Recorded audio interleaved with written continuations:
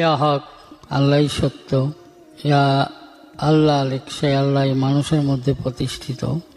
আউযুবিল্লাহি মিনাশ শাইতানির রাজিম। আমা হতে সকল প্রকার শয়তান বিতাড়িত করে দাও।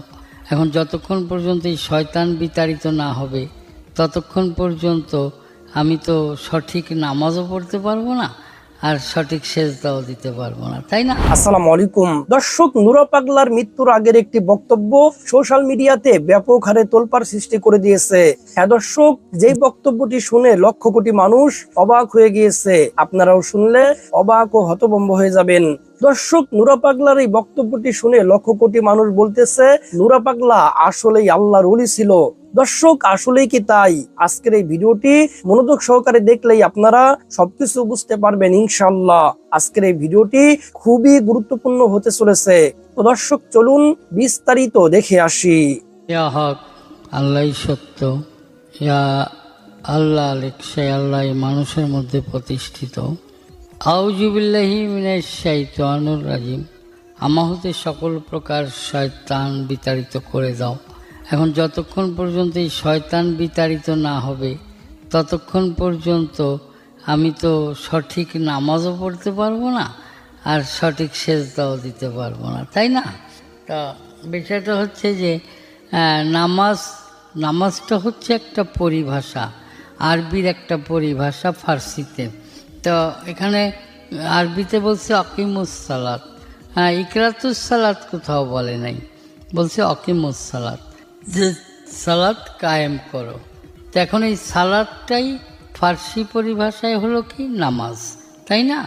তা এখন নামাজ আমার দিনের নবীর উপরে আসে নাই, এটাই বলেছে যে 5 ওয়াক্তের যে ফরজ নামাজ, এইটা 5 জন নবী বিভিন্ন সময় তাদের বিভিন্ন মুশকিল আসানের জন্যে, বিপদ থেকে মুক্তি পাওয়ার জন্যেই আল্লাহর কাছে তারা সেজদারত হলেন এবং এই নামাজটা পড়েছিলেন।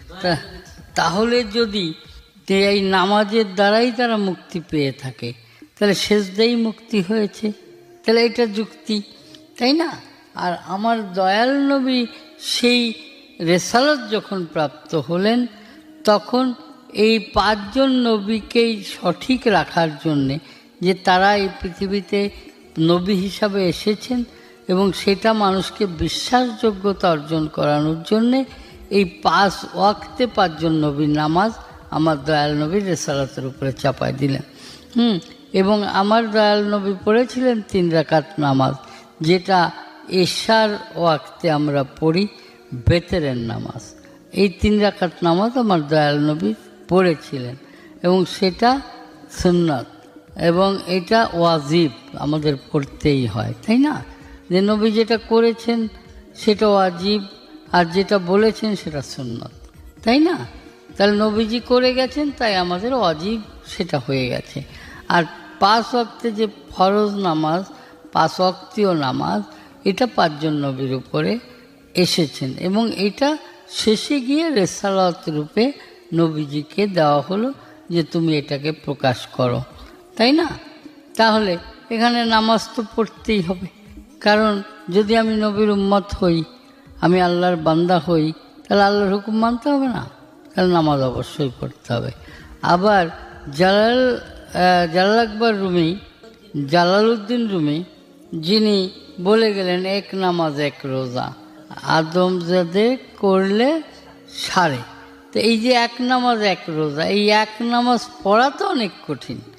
যেদিন সালাত কায়েম হবে সেই দিনই তো তার একটা নামাজ হবে। আর এই যে এতকাল আমরা পড়ে যাচ্ছি, একটা নামাজও হচ্ছে না, সঠিক হচ্ছে না, তাহলে এই নামাজ পড়তেই থাকতে হবে। কারণ যদি আমি সালাত কায়েম করতে চাই তাহলে আমার সালাতে রত থাকতে হবে, তাই আমাকে পড়ে যেতে হবে, তাই না? তাহলে সালাত ছাড়া তো সালাত কায়েম হবে না। এখন আমি সালাতে গেলামই না, আর আমি বললাম এক নামাজ পড়বো, তা তো সম্ভব নয়। হ্যাঁ, তো জালালউদ্দিন রুমি, যিনি এত জ্ঞান অর্জন করেছিলেন আল্লাহর নৈকট্য পাওয়ার জন্যে, তাই না? এত জ্ঞান অর্জন করেছিলেন যে তার চেয়ে এত জ্ঞানী আর ছিল না, যে তিনি ছিলেন বিশ্বের মধ্যে শ্রেষ্ঠ মৌলানা। তাই না? তাহলে তিনি ওই কথা কখন বললেন? যখন তিনি আল্লাহকে সন্ধান করতে করতে গিয়ে একজন মোর্শেদের শরণাপন্ন হয়ে গেলেন। হ্যাঁ, এবং তখন সে বলল, যে কালাম পড়তে পারে না, যে কোরআন পড়ে না, তুমি তাকে পড়ো কেন? হ্যাঁ, তাহলে যে কোরআন পড়ে তুমি তাকে পড়ো। এই যে এখান থেকেই জালালউদ্দিন রুমি দেখলেন যে শামস তাবরেজের কথায় কোরআনও পড়েছে, তাই না? তো সেখান থেকে তিনি বিশ্বাস করলেন যে হ্যাঁ, একটাই সেজদা, একটাই নামাজ। হ্যাঁ, তাই বলেছেন, কিন্তু সেখানে পৌঁছানো তো অনেক কঠিন, সেটা আমাদের জন্যে নয়। সেইখানে যদি কেউ পৌঁছাতে পারে তাহলে সে ওই সালাতে রত হয়ে যায়। যেমন একটা ইতিহাস পাওয়া যায় যে অয়েশকুরনির একটা ইতিহাসে পাওয়া যায় যে যিনি একটা রুকু দিয়ে সারা রাত দাঁড়িয়ে থাকতেন, যে এশার নামাজ শেষ করে রুকু দিতেন আর ফজরের ওয়াক্তে রুকু ভঙ্গ করতেন। তাহলে এইটা পেরেছে কে? অয়েশকুরনি। সেটাকে আমি পেরেছি? সেটিকে আমরা পেরেছি? তাহলে সেই কথা বলে লাভ আছে? এবং অয়েশকুরনিকে যখন জিজ্ঞেস করেছে যে আপনি যে সারা রাত রুকুতে থাকলেন, তাহলে আপনি কিভাবে পারলেন? বললো যে দেখো, আমি সারা রাত রুকুতে থেকেও মনে হচ্ছে যে আমার রুকুটা শুদ্ধ হয়নি। যদি এই রাত আর কখনো সকাল না হতো তাহলে মনে হয় আমার রুকুটা শুদ্ধ হতো। তাহলে সেই জায়গায় গিয়ে দণ্ডায়মান হতে হবে। তো ওখানে যদি কেউ দণ্ডায়মান হতে পারে, ওই একটা নামাজ হয়ে যায়। কিন্তু এইটা এখনকার বর্তমানে তরিকতের কিছু লোকজন আছে যারা বলে, আরে নামাজ পড়তে হবে কেন, কোরআনে কোথাও নামাজ পড়ার কথা বলে নাই, বলে না? কিন্তু এইগুলো আমি মনে করি এগুলো আর ঠিক নয়। নামাজ এবং সালাত অবশ্যই আদায় করতে হবে কায়েমের উদ্দেশ্যে। এখন আমরা শুধু আদায় করলাম, আমি সালাত আদায় করলাম আর মানুষের গ্লানি করে বেড়াইলাম, সালাত আদায় করলাম মানুষের ক্ষতি করে বেড়াইলাম, তাহলে তো লাভ নেই। তাহলে তো ওই এক নামাজ হবে না। হবে? কখনোই হবে না। তাই বলছে যে যদি রোজা থাকতে হয় তাহলে সংযত হও, সংযম করো, তোমার আত্মাটাকে রোজা রাখো, খারাপ থেকে দূরে থাকো, তাই না? কিন্তু সেটাকে আমরা পারি? শুধু মুখেই বলে যাচ্ছি, তাহলে সেটা ঠিক নয়। কাজেই আগে শরীয়তে সরা হতে হবে, পূর্ণ হতে হবে। তাই আমি একটা জায়গায় বলেছি, শরীয়তে হও, সরা হও, তবেই যাবে তুমি তরিকত। তরিকতের তরি চড়ে যেতে হবে তোমাকে মারেফাত। তো এত সহজ তো নয়। আগে শরীয়তে পূর্ণতা আনতে হবে, শরীয়তে শুদ্ধ হতে হবে, তবেই আমাদের এই প্রশ্নগুলা খুঁজে পাওয়া সম্ভব। ধন্যবাদ। এখন এইখানে সেজদা দুই রকম। একটা হচ্ছে যে আল্লাহকে সেজদা দেওয়া হচ্ছে ফরজ, হ্যাঁ, ফরজ সেজদা, আর একটা তাজিমি সেজদা। হ্যাঁ, এখন মানুষ হয়ে মানুষের পায়ে তো সেজদা দেওয়া যাবে না। আমি বলেছি যে আকারে সেজদা দেওয়া কি শিরক, আর নিরাকারে সেজদা দেওয়া হারাম, আমি বলেছি। হ্যাঁ, তা এখন নিরাকারে সেজদা দেওয়া যাবে না, আবার আকারে সেজদা দিলে শিরক হয়ে যাবে। তাহলে আমি কোথায় সেজদা করব? তা বলছে যে আকার মানে একটা মানুষের রূপ ধরে সেজদা করা যাবে না। একটা মানুষের মধ্যে সেই মানুষটাকে সন্ধান করতে হবে, তাই না?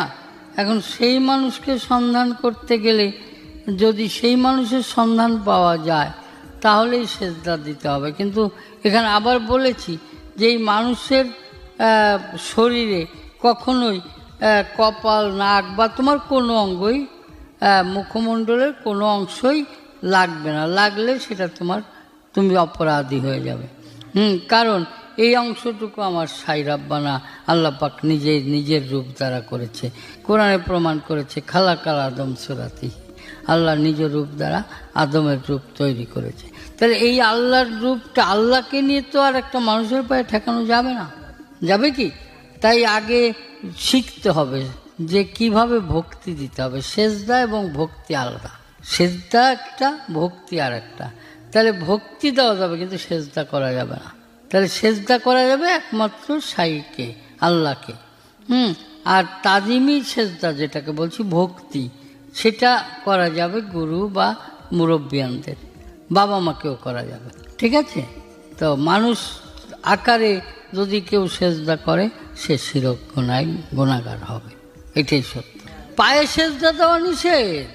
আমি তো বললাম যে এই অংশটুকু, যে মুখমণ্ডল, নাক, কপাল, এই অংশটুকু আল্লাহর যে অংশটা, কারণ ঘাড়ের উপরে অংশটা আল্লাহর নিজ রূপ, তাহলে এই অংশটুকু কখনোই পীর কেন নবীর পায়েও লাগানোর হুকুম ছিল না, তাহলে আমি ওখানে পায়ে কেন লাগাবো?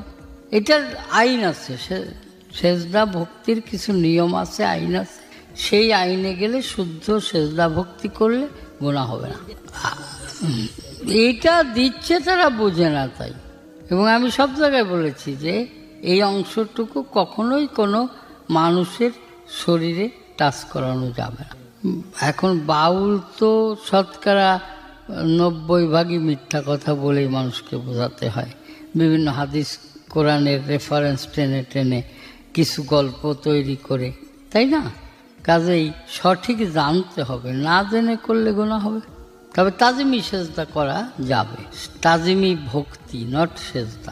এখানে ভক্তি, ভক্তি মানে আমার সম্মান প্রদর্শন, আমি একজনকে সম্মান দেখালাম, সেটা সেজদা নয়। এই নিয়ম কারণগুলো তো এইভাবে নেটে আমাকে যদি বলা হয় যে এই নিয়মগুলো সব বলে দেন, আমি কি এখানে ক্লাস করে না, ওখানে তো আল্লাহ নিজেই বলছে যে সেজদা করো, সেজদা করো। এবং এখানে আল্লাহ নিজে যখন আপন সত্তা আদমের মধ্যে তখন তো আদম ইনসান হলো, তাই না? আর তখনই সেজদা করত, তার আগে তো বলেনি। এখন গন্ধ খাইলো জীব আত্মা, এখানে মানব দেহের 4টে জীব, একটা তো পরমটাই আল্লাহর। আর এই যত বিভ্রান্তকর কর্ম কথা এগুলো সব জীবাত্মার ছিল, পরমাত্মাও ছিল, মানা করেছিল, শুনে নেই। আদম তো মানা শুনেছিল, কিন্তু হাওয়া তো তাকে খাওয়ালো, তখন জীব প্রভাবিত হয়ে আদম।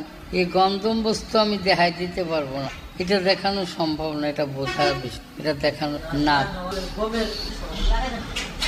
আরে গ্লাসটা লাগা যাও না। হ্যাঁ, বীজের মতো আসলে অসাধুরা বোঝাচ্ছে।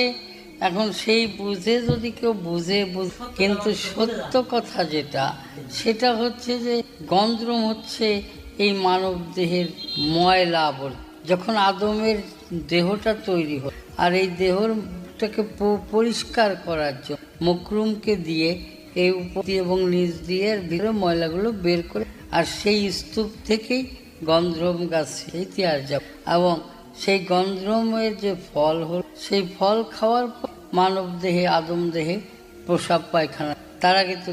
আর সেই যে ময়লা আবার দেহে ঢুকলো, আর ঢোকার পরেই প্রসাব পায়খানা বেগ হওয়াতে তাদের আল্লাহ বলল তোমরা পৃথক, তাই না? তাহলে গন্ধ্রমটা হচ্ছে। এবং এইটা অনেকে অনেকভাবে বিভিন্ন কথা বলছে। নারী, হ্যাঁ, কেউ বলছে যে গমের বিচির মতো, কেউ বলছে এটার মতো। এগুলো কেউ দেখে আইছে? আমি যেটা দেখি নাই, আমি সেটা কথাটা বলছি। আমি যেটা দেখি নাই, যা দেখি নাই দুই নয়নে, আমি বিশ্বাস, কথাটা এরকম যে আমি যা দেখি নাই সেটা নিয়ে আমি আলোচনা, আমি যা জানি না। আদম তো পাপ করে নাই, আদম পাপ করবে কেন? বেহেশতে থাকলে তো আর এই দুনিয়া সৃষ্টি হতো না। এটা আল্লাহ পৃথিবীর সৃষ্টি করতে চেয়েছিল, এবং এই চাষাবাস করবে, মানুষ সৃষ্টি করবে, এটা তো আল্লাহর আগেরই বাসনা। তাহলে আদম যদি বেহেশতেই বসে থাকে, তাহলে তো আর সৃষ্টি হতো না, এই পৃথিবী এত কিছু হতো না। হতো? তাহলে আল্লাহর বাসনা পূর্ণ হতো না। তাই আল্লাহ বাসনা পূর্ণ করার জন্যই আদমকে পৃথিবীতে পাঠালো একটা টেকনিক, কায়দা করে। তা আসলে বিভিন্ন জন এই নেটের মাধ্যমে বিভিন্ন রকম কথা বলছে, বিভ্রান্তকর কথাবার্তা বলছে, কেউ একেবারে উলঙ্গ করে কথা বলছে, কেউ মারুফতের শিরোমণি হয়ে গেছে যে আমি মারুফতি ফকির। যারা মারুফতি ফকির বা আমি মারুফতের কথা বলছি, এটা যারা বলে, এদের চেয়ে বড় নাদান আর পৃথিবীতে নাই। কারণ মারেফত বলা যায় না, মারেফত শব্দটা গোপন, ইহা গোপনেই থাকে। যখন ইহা বলা হয় সঙ্গে সঙ্গে ইহা শরীয়ত হয়ে যায়, কাজেই এটা বলা যায় না। এবং এইটা দিয়েই মানুষকে বিভ্রান্ত করছে। তা আমি সবাইকে বলবো যে আপনারা এই সকল বিভ্রান্তিকর কথাবার্তা থেকে দূরে থাকুন এবং নিজেকে সত্যের উপরে দণ্ডায়মান করুন এবং সত্যকে জানুন, জেনে বুঝে তারপরে সেই পথে অগ্রসর হন। এবং এই তরিকত নিয়ে বর্তমানে যে সকল বিভ্রান্ত বিষয়গুলো পাওয়া যায়, বিভ্রান্তিকর আচার আচরণ কথাবার্তা। দর্শক, নূরা পাগলার সম্পূর্ণ বক্তব্যটি আপনারা শুনলেন। আপনাদের কাছে কি মনে হলো? নূরা পাগলা কি আসলেই আল্লাহর ওলি ছিল? নূরা পাগলা কি আসলেই সহি আকীদার উপরে ছিল? দর্শক, নূরা পাগলা সম্পর্কে আপনাদের মন্তব্য কি? আপনাদের মূল্যবান মন্তব্য অবশ্যই কমেন্ট সেকশনে জানিয়ে দিবেন। তো দর্শক, আজকের এই ভিডিওটি এ পর্যন্তই। ভিডিওটি ভালো লাগলে লাইক এবং শেয়ার করে দিয়েন। আর হ্যাঁ, নিত্য নতুন ইসলামিক ভিডিও পেতে চ্যানেলটি সাবস্ক্রাইব করতে ভুলবেন না। দেখা হবে পরের ভিডিওতে। ততক্ষণ ভালো থাকুন, সুস্থ থাকুন। আল্লাহ হাফেজ।